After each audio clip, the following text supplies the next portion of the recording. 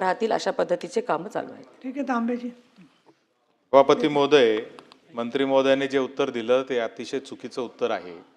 त्याच्यात त्यांनी असं सांगितलं की नाशिककरांना 2 टोल लागत नाही। आता नाशिककरांना इगतपुरीच्या टोल नाक्यावर नॅशनल हायवेचा टोल भरावा लागतो आणि समृद्धीच्या तुमचा 2 रुपये किलोमीटरचा वेगळा टोल भरावा लागतो। मुळात नाशिकच्या लोकांना समृद्धीवर चढण्यासाठी 500 कोटी रुपयाचं लँड ॲक्विजिशन होऊन कनेक्टर ठरला होता, तो रद्द करण्याचं काम MSRDCने का केलं हाच खऱ्या अर्थाने फार मोठा प्रश्न आहे। लँड ॲक्विजिशन झाली त्या रस्त्याचं तुम्ही करणार काय ते उत्तर तुम्ही देत नाही आणि वारंवार प्रत्येक अधिवेशनामध्ये आम्ही हे प्रश्न मांडतोय, परंतु त्याच्यावर काहीही कारवाई ही MSRDC करत नाहीये। मंत्री महोदय, आपलं उत्तर हे पूर्णपणे दिशाभूल करणारं उत्तर या सभागृहाला आहे। आणि दुसरी गोष्ट, तुमचा बोलण्याचा रोख असा होता का नाशिककरांना 30-50 किलोमीटर जावं लागतंय म्हणजे जणू काही त्यांना फार काही करावं लागत नाहीये, त्यांना लगेच समृद्धी मिळते आहे रस्ता, अशा पद्धतीचं तुमचा बोलण्याचा रोख होता।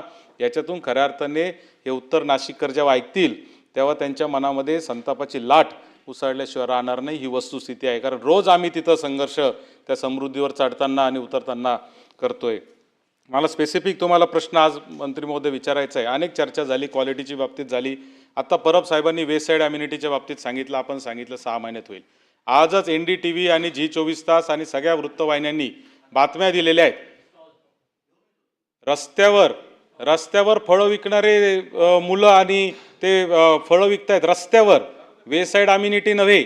आणि त्याच्यातून जर एखादी दुर्घटना घडली तर कोणाला जबाबदार तुम्ही धरणार आहे? म्हणजे आज सगळ्या TV चॅनलवर सकाळपासून ती बातमी चालू आहे, त्याच्यावर आपण काही कारवाई करणार आहात का?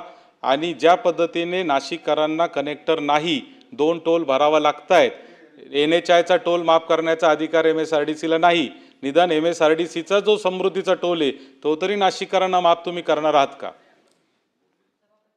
जो समृद्धी महामार्ग आहे कुठल्याही जिल्ह्याच्या किंवा शहराच्या नजीकपासून जात नाहीये की नाशिककरांना नाशिकच्याच मधून समृद्धी महामार्ग नाही, उलट शहर एवढं विस्तारल्या जात आहे। आणि आता आपण रिंग रोड सुद्धा नाशिक शहराला बनवतोय, ज्या रिंग रोडच्या माध्यमातून आपण 20 ते 30 किलोमीटरच्या आत समृद्धीला पोहोचू शकणार आहोत। आणि ज्या नाशिक इगतपुरी दरम्यान जे वाडीवरे पासून आपण कनेक्टर बनवणार होतो त्याच्याऐवजी आता आपण तवा भरवीर पासून तो नवीन ॲक्सेस कंट्रोल रोड बनवत आहोत। आणि टोलच्या बाबतीमध्ये सुद्धा हा डबल टोल भरल्या जात नाही आहे, कारण की समृद्धीवरती ज्या ठिकाणून आपण समृद्धी वरती ॲक्सेस करतो तिथूनच आपल्या शेवटच्या ठिकाणापर्यंत टोल घेतला जातो, त्यामुळे डबल टोल हा घेतला जात नाही आहे। आणि 500 करोडचे भूसंपादन